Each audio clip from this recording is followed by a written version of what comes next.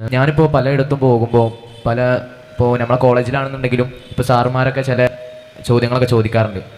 അതിലാണത് ഒരു ദൈവമുണ്ട് എന്നത് എങ്ങനെയാണ് നമ്മളെ കൊണ്ട് തെളിവ് ഉൾപ്പെടെ അതിനെ അർത്ഥമാക്കി പറയാന്നുള്ളതാണ് ചോദ്യം എന്ന് പറയുന്നത്. തെളിവ് എന്ന് പറഞ്ഞാൽ അതെന്താണെന്നുള്ളതൊന്ന് നമ്മൾ നിർവചിക്കണം. ഒരു സയൻറ്റിഫിക്കായ എവിഡൻസ് ആണെന്ന് പറഞ്ഞാൽ അത് പ്രകൃതിപരമായ കാര്യങ്ങൾ പ്രകൃതിയായിട്ട് ബന്ധപ്പെട്ട് മാത്രമാണ് ശാസ്ത്രത്തിൻ്റെ ഗവേഷണം അന്വേഷണം, അല്ലേ? അത് സാറന്മാർ പണ്ട് പഠിപ്പിച്ചു തന്നിട്ടില്ലേ? ഈ ശാസ്ത്രത്തിൻ്റെ ചർച്ച മൊത്തം പ്രകൃതിയോടാണ്. എന്നിട്ട് തന്നെ ഇതുവരെ ശാസ്ത്രം പുരോഗതി പ്രാപിച്ച് പ്രകൃതിയുടെ 5% വിജ്ഞാനം മാത്രമേ നമ്മൾ നേടിയിട്ടുള്ളൂ എന്നാണ്. ബാക്കി 95 ബാക്കി കിടക്കുകയാണ്. അപ്പോൾ നമ്മൾ ഈ പ്രകൃതിപരമായൊരു മാനദണ്ഡം വെച്ച് പ്രകൃതിയുടെ ഭാഗമേ അല്ലാത്ത, പ്രകൃതിയൊക്കെ ഉണ്ടാകുന്നതിൻ്റെ മുന്നേ എന്നൊക്കെ പറഞ്ഞാൽ ഒരു എൻ്റെല്ല ഞാൻ ഉദ്ദേശിച്ചത്, അതിൻ്റെയൊക്കെ മുമ്പേ ഉള്ള അള്ളാഹുവിന് പ്രകൃതിയുടെ ഒരു നിയമം വെച്ചിട്ട് നമ്മളൊരു എവിഡൻസ് പറയാമെന്ന് പറഞ്ഞാൽ അത് ചോദ്യം തന്നെ ഒരു പ്രശ്നമാണ്. നമ്മൾ റേഷൻ കടയിൽ പോയിട്ട് 4 മീറ്റർ മണ്ണെണ്ണ വേണമെന്ന് അറിയണ മാതിരിയാണ്, അല്ലെങ്കിൽ വൃത്തത്തിലുള്ള ഒരു ത്രികോണം ഉണ്ടാക്കണം എന്നൊക്കെ പറയണ മാതിരിയാണ്, അല്ലെങ്കിൽ 4 കൂട്ടിയ 7 എന്ന് അറിയണ മാതിരിയാണ്. അതായത് നമ്മളിപ്പോൾ എവിഡൻസ് എന്നുള്ള രീതിയിൽ പറയുകയാണെങ്കിൽ നിങ്ങൾ ഉദ്ദേശിക്കുന്നത് സയൻറ്റിഫിക്കായ എവിഡൻസ് ആയിരിക്കും. സയൻറ്റിഫിക്കായ എവിഡൻസിൻ്റെ പ്രശ്നം അത് പ്രകൃതിയായിട്ട് ബന്ധപ്പെട്ടതാണ്, അല്ലേ? പ്രകൃതി അല്ലാത്തൊരു കാര്യത്തെക്കുറിച്ച് സയൻസ് ചർച്ച ചെയ്യുമോ? ഇല്ല. എന്ന് കരുതിയിട്ട് ദൈവത്തെ അല്ലെങ്കിൽ സ്രഷ്ടാവിനെ തെളിയിക്കാൻ ഒരു എവിഡൻസും ഇല്ല എന്നൊന്നുമല്ല പറയുന്നത്. അത് വേറൊരു കാര്യം. ഈ പ്രപഞ്ചം മൊത്തം ചലിക്കുക എന്നുള്ളത് എല്ലാവർക്കും അറിയാലോ, അല്ലേ?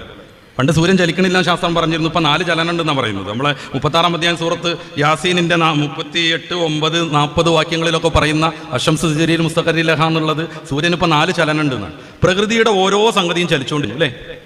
ആണല്ലോ. സർ ഐസക് ന്യൂട്ടൻ്റെ ഗ്രാവിറ്റേഷൻ തിയറി അല്ലാത്ത വേറെ ചില തിയറികളുണ്ട്, ചലന നിയമങ്ങൾ. ഒരു സ്ഥിരമായി നിൽക്കുന്ന വസ്തു ചലിക്കാനോ ചലിച്ചുകൊണ്ടിരിക്കുന്ന ഒരു വസ്തു നിൽക്കാനോ ന്യൂട്ടൻ പറയുന്നത് പുറമേ നിന്നുള്ള ഒരു പ്രഷർ വേണം എന്നാണ്, അല്ലേ? അത് പഠിച്ചിട്ടില്ലേ? ബാഹ്യമായൊരു പ്രഷർ വേണം. അതോടൊപ്പം അത് അസന്തുലിതവും ആവണം. എന്ന് വെച്ചാൽ കുറച്ച് ഏറ്റക്കുറച്ചിൽ വേണം.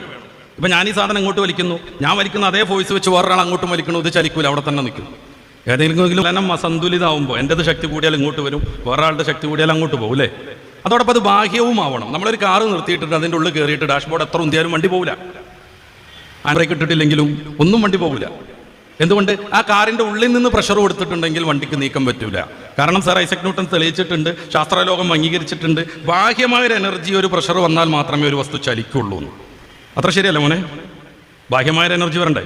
തീർച്ചയായിട്ടും വേണം. അങ്ങനെ വരുമ്പോൾ ഈ പ്രപഞ്ചം ആകമാനം ചലിച്ചുകൊണ്ടിരിക്കുന്നു. ഒരു വസ്തു ചലിക്കണമെന്നുണ്ടെങ്കിൽ ബാഹ്യമായൊരു എനർജി വേണം, ഒരു പ്രഷർ വേണം. പ്രപഞ്ചാതീതനായ ഒരാൾ ഈ പ്രഷർ കൊടുക്കാതെ എങ്ങനെ പ്രപഞ്ചം ചലിക്കാന്നുള്ളത്? പ്രപഞ്ചത്തിൻ്റെ ഒരു ഭാഗം മറ്റേ ഭാഗത്തിന് ചലിപ്പിക്കാൻ പറ്റൂല. കാരണം ആന്തരികമായ പ്രഷർ കൊണ്ട് ഒരു വസ്തു ചലിക്കൂല. കാറിൻ്റെ ഉള്ളിൽ കയറിയിട്ട് എത്ര ഉന്തിയാലും വണ്ടി ചലിക്കൂല. പെരുന്നമണ്ണെന്ന് ബസ് കയറി എനിക്ക് പെട്ടെന്ന് പുഴക്കാട്ടിലേക്ക് എത്തണം, അതിൻ്റെ മുമ്പിലെ സീറ്റ് ഞാൻ എത്ര പിടിച്ചുന്തിയിട്ടും വണ്ടിക്ക് പ്രത്യേകിച്ച് ഒരു ഗുണം ഉണ്ടാവില്ല. കാരണം ഉള്ളിലുള്ള അല്ലെങ്കിൽ ആന്തരികമായ പ്രഷർ കൊണ്ട് ഒരു വസ്തു ചലിക്കൂല. അങ്ങനെ വരുമ്പോൾ ഈ മഹാപ്രപഞ്ചം, നേരത്തെ ഉസ്താദ് പറഞ്ഞു പ്രപഞ്ചത്തിൻ്റെ വ്യാപ്തിയെക്കുറിച്ച് കുറച്ചൊക്കെ, നമ്മുടെ സൗരയൂഥത്തിലെ ഒരു ബിന്ദു മാത്രമാണ് നമ്മുടെ ഭൂമി. ഏറ്റവും ചെറിയ ഗാലക്സിയിൽ 1000 കോടി നക്ഷത്രങ്ങൾ ഉണ്ടാവുന്നതാണ്. അതിനാണ് കുള്ളൻ ഗാലക്സി എന്ന് പറയാം. വലിയ ഗാലക്സിയിൽ 1,00,000 കോടി നക്ഷത്രങ്ങൾ ഉണ്ടാവും. ഇങ്ങനത്തെ 20,000 കോടി ഗാലക്സികൾ ഉണ്ടെന്നാണ് പറയുന്നത് മഹാപ്രപഞ്ചത്തിൽ. അതിൻ്റെ അപ്പുറത്ത് ആകാശം, മറ്റ് സംഗതികളൊക്കെ. ഈ സംഗതി ഒന്നിച്ച് ചലിക്കുന്നു. ഒരിക്കലും ഒരു ഇന്റേണൽ ഫോഴ്സ് കൊണ്ട് ഇത് ചലിക്കൂല. പിന്നെ ബാഹ്യമായൊരു ഫോഴ്സ് വേണം. ഈ ഫോഴ്സ് ആരാ കൊടുക്കണമെന്ന് കിട്ടിയാൽ മതി. സാറിനോട് ചോദിച്ചു നോക്കുക, ഈ സാറ എങ്ങനെയാണ് ഈ ഫോഴ്സ്, എവിടുന്നാണ് ഈ ഫോഴ്സ് വരുന്നത്? അല്ലെങ്കിൽ സാറ് പറയണം സ്വയം അത് ചലിക്കുകയാണ്. സ്വയം ചലിക്കാൻ പറ്റൂല. കാരണം ചലന നിയമം 3 ഉണ്ട്, ഞാനത് വിശദീകരിക്കുന്നില്ല. അത് 3 അതോടുകൂടെ തെറ്റിപ്പോകും. സാർ ഐസക് ന്യൂട്ടൻ ഉണ്ടെങ്കിൽ സാറിനെ പിടിച്ച് കോളേജിൽ നിന്ന് പുറത്താക്കും. എങ്ങനെയാണ് ഇത് ചലിക്കുന്നത്? ഇതിനാണ് അൺമൂവ്ഡ് മൂവർ എന്ന് പറയുന്ന ഒരു ആർഗ്യുമെന്റ്. വേറെയും കുറേ ആർഗ്യുമെന്റ് ഉണ്ട്. ഞാൻ ആദ്യം പറഞ്ഞത് ഏതെങ്കിലും ഒരു ലാബിൽ ഇത്തിരി മണ്ണ് കൊണ്ടുപോയിട്ട് പരിശോധിച്ച് അള്ളാനെ കിട്ടുന്നില്ല എന്നാണ്. കാരണം ശാസ്ത്രത്തിന്റെ പരിധിയിൽ പെടുന്നതല്ല. അങ്ങനെ വേറെ പലതും കിട്ടൂല. ഇപ്പോൾ പുഴക്കാട്ടിൽ നിന്ന് ഇത്തിരി മണ്ണ് കൊണ്ടുവന്ന് ഇവിടുത്തെ ഒരു നല്ല ലാബ് കൊണ്ടുപോയി പരിശോധിച്ചാൽ ഇത് പുഴക്കാട്ടിലെ മണ്ണാന്ന് കിട്ടുമോ? കിട്ടൂല. അല്ലെങ്കിൽ അമേരിക്കയിൽ നിന്ന് കുറച്ച് മണ്ണ് കൊണ്ടുവന്നിട്ട് അത് പരിശോധിച്ചാൽ അമേരിക്കയുടെ തലസ്ഥാനം വാഷിങ്ടൺ ആണെന്ന് കിട്ടുമോ? അങ്ങനെ പരിശോധിച്ചാൽ കിട്ടാത്ത വേറെ കുറേ കാര്യങ്ങളുണ്ട്. അത് വേറെ കാര്യം. ഞാൻ പറയുന്നത് മണ്ണോ ഭൂമിയോ എന്തെങ്കിലുമൊക്കെ പരിശോധിച്ചിട്ട് നമ്മൾ സയൻറ്റിഫിക്കായ മെത്തേഡ് അനുസരിച്ച് അള്ളാനെ കാണിച്ചു കൊടുക്കേണ്ട ആവശ്യമില്ല എന്നാണ് ഞാൻ പറഞ്ഞത്. നമ്മൾ അതിന് ടെക്സ്റ്റൈൽസ് പോയിട്ട് ജുബ്ബ് അടിക്കാൻ വേണ്ടിയിട്ട് 4 ലിറ്റർ തുണി ചോദിക്കാറില്ല. ഓരോന്നിനും ഓരോ മാനദണ്ഡമുണ്ട്. അപ്പോൾ കുറേ കണ്ടിൻജൻസി ആർഗ്യുമെന്റിനെ കുറിച്ച് നേരത്തെ സുഹൃത്ത് പറഞ്ഞു.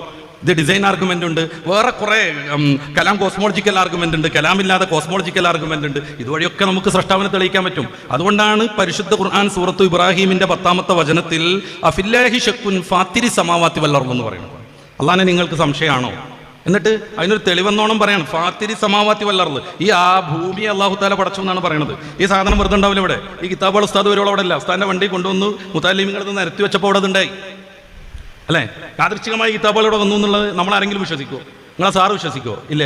പിന്നെ ഈ കുഞ്ഞു കുഞ്ഞു കാര്യങ്ങൾക്കൊക്കെ എന്ത് വേണം? ഒരു കർത്താവ് വേണം, ഒരു പിന്നിൽ ഒരാൾ വേണം. ഇതെല്ലാം കൂടി ചേരുന്ന മഹാപ്രപഞ്ചത്തിൽ ആരും വേണ്ടെന്ന് പറഞ്ഞാൽ അതൊരു ഭയങ്കര ബ്ലണ്ടറല്ലേ.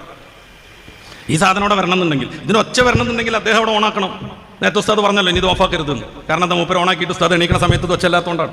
ഈ ഒരു നിസ്സാരമായ ഈ ഒരു സാധനം ഞാൻ പറയുമ്പോൾ ശബ്ദം നിങ്ങളൊക്കെ കേൾക്കും വിധം വലുതാവണമെങ്കിൽ ഒരാൾ ഓണാക്കണം എന്നുണ്ടെങ്കിൽ ഈ ഇടിയും മിന്നലും ഈ സംഗതികൾ മൊത്തം കൂടിയ മഹാപ്രപഞ്ചം യാദൃച്ഛികമായി ഉണ്ടായി എന്ന് പറഞ്ഞാൽ അത് ഏത് സയൻസിന്റെ എവിഡൻസ് കൊണ്ട് തെളിയിക്കാൻ പറ്റും? ആണല്ലോ, യാദൃച്ഛികമായ ഒരു സാധനം ഉണ്ടാവുന്ന എങ്ങനെ സയൻസിന്റെ എവിഡൻസ് കൊണ്ട് തെളിയിക്കുക? ഒരു കാര്യം കൂടി പറഞ്ഞ് ഞാൻ അവസാനിപ്പിക്കാം. പണ്ട് നമ്മുടെ ഷർലക്കായതിലെ പുസ്തകന്മാർ കഷ്ടപ്പെട്ട് ഓതി കൊടുക്കുന്ന ഒരു ഭാഗമാണ് ഹയൂല സൂറ എന്ന് പറയുന്ന ഒരു സാധനം. അതായത് ഈ പ്രപഞ്ചം എന്നും ഉണ്ട് എന്ന് പറയുന്ന ഒരു ആർഗ്യുമെന്റ് ഉണ്ടായിരുന്നു പണ്ട്. 1948 വരെ നമ്മുടെ ഇന്ത്യയിലൊക്കെ അത് ഉണ്ടായിരുന്നു. അതിനാണ് സ്റ്റഡി സ്റ്റേറ്റ് തിയറി എന്ന് പറയാം. പ്രപഞ്ചം എന്നും ഇങ്ങനെ തന്നെ ഉണ്ടായിരുന്നു, ചില മാറ്റങ്ങളൊക്കെ വന്നു എന്നേ ഉള്ളൂ. ഇന്ന് പക്ഷേ ലോകത്തുള്ള ഒരു സയന്റിസ്റ്റും ഈ സിദ്ധാന്തത്തെ അംഗീകരിക്കണില്ല. പിന്നെ എല്ലാവരും ബിഗ് ബാങ് തിയറിയാണ് അംഗീകരിക്കുന്നത്. എന്ന് വെച്ചാൽ 1382 കോടി വർഷം മുന്നേ, അര വർഷം പോലും കൂടുതലില്ല കേട്ടോ, ശാസ്ത്രം പറയണത് അങ്ങനെയാണ്. 1382 കോടി വർഷം മുന്നേ ഈ ലോകം ഒരു നെബുലായിരുന്നു എന്നാണ്. അതിൽ പ്രഷർ വന്നു, അതിൽ തിക്നെസ് വന്നു, അത് പൊട്ടിത്തെറിച്ച് പ്രപഞ്ചം ഉണ്ടായിന്നാണ് അല്ലേ. എങ്ങനെയാണ് നെബുല രൂപപ്പെട്ട്? അല്ലെങ്കിൽ നെബുലയിൽ എങ്ങനെയാണ് ആ തിക്നെസ് വന്നത്? എന്തുകൊണ്ട് അന്ന് വന്നു, മുന്നേ വന്നുകൂടായിരുന്നോ? അല്ലെങ്കിൽ 10 കോടി വർഷം പിന്നിട്ട് വന്നുകൂടായിരുന്നോ? അന്ന് സൂര്യല്ല, ചൂട് കൊണ്ടിട്ട് നമ്മുടെ ഉന്നക്കായ പൊട്ടിത്തെറിക്കും പോലെ പൊട്ടിത്തെറിക്കാൻ ചൂടേൽക്കാൻ സൂര്യല്ല. അന്ന് ഒരു ഗ്രഹങ്ങളും ഇല്ല. എന്തിനധികം ദ യൂണിവേഴ്സ് ഇൻ നെറ്റ്ഷെൽ എന്നറിയുന്ന പുസ്തകത്തിൽ പ്രപഞ്ചത്തെക്കുറിച്ച് ആധുനിക കാലത്ത് ഏറ്റവും കൂടുതൽ പഠിച്ച സ്റ്റീഫൻ ഡബ്ല്യു ഹോക്കിൻസ് പറയുന്നുണ്ട്, ഈ ബിഗ് ബാങ്ങിന്റെ മുമ്പ് ടൈമില്ല, സ്പേസ് ഇല്ല, സമയമില്ല, സ്ഥലമൊന്നുമില്ല. പിന്നെ എങ്ങനെയാണ് യാദൃച്ഛികമായി? ഒന്നുമില്ല കേട്ടോ, ഇരുട്ടില്ല, വെളിച്ചമില്ല, സ്ഥലമല്ല, സമയമല്ല, കാറ്റില്ല, ഒന്നുമില്ല. പിന്നെ എങ്ങനെ നെബുല രൂപപ്പെട്ട്? അതെന്തെങ്കിലും ഒരു സയൻസ് എവിഡൻസ് കൊണ്ട് തെളിയിക്കേണ്ടെങ്കിലും നെബുല രൂപപ്പെടുന്നത് സാധ്യമല്ല. ഒരൊറ്റ മറുപടി അതിനുള്ളൂ, കുൻതു കൻസൻ മക്നിയൻ, ഞാൻ ഒരു അറിയപ്പെടാത്തൊരു സംഭവമായിരുന്നു. ഫഅറത്തു അൻ ഉറഫ്, അറിയപ്പെടണമെന്ന് ഞാൻ വിചാരിച്ചു. ഫഖലഖ്തുൽ ഖൽഖ, അങ്ങനെ ഞാൻ നെബുലനെ പടച്ചു, അല്ലെങ്കിൽ പ്രപഞ്ചത്തെ പടച്ചു, ബാക്കിയുള്ള സംഗതിനൊക്കെ പടച്ചു. മനസ്സിലായി കാണൂല്ലേ? ഇൻഷാ അല്ലാഹ് സാറന്മാർ വല്ലാതെ കുട്ടികളുടെ മതം മാറ്റാനുള്ള ശ്രമം നടത്തുന്നുണ്ട്. രക്ഷിതാക്കളാവുന്ന നമ്മളൊക്കെ ജാഗരൂകരാവണം. കോളേജൊക്കെ പോകേണ്ടി വന്നാൽ പോകേണ്ടി വരും, സമരം ചെയ്യേണ്ടി വന്നാൽ സമരം ചെയ്യേണ്ടി വരും.